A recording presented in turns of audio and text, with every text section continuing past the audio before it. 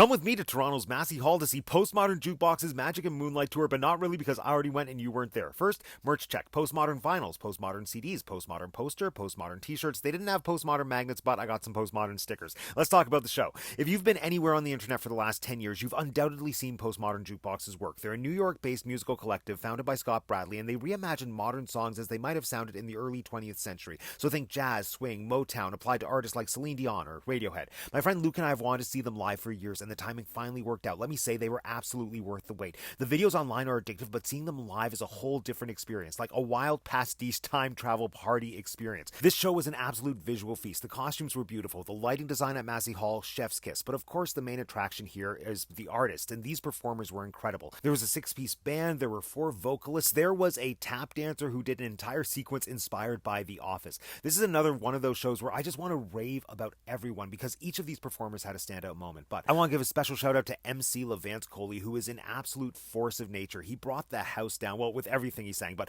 my personal favorite was his tribute to Canada's queen, Celine Dion, with the Postmodern Jukebox version of My Heart Will Go On. But this show included a ton of other PMJ favorites like Wannabe, Creep, All About That Bass, and more. This was a concert experience unlike any other. I'm so glad I finally got to see them perform in a venue as iconic as Massey Hall. I don't know when they'll be back in Toronto, but Levance said they're going to come back to Toronto, so I'm going to start shopping for new suspenders now.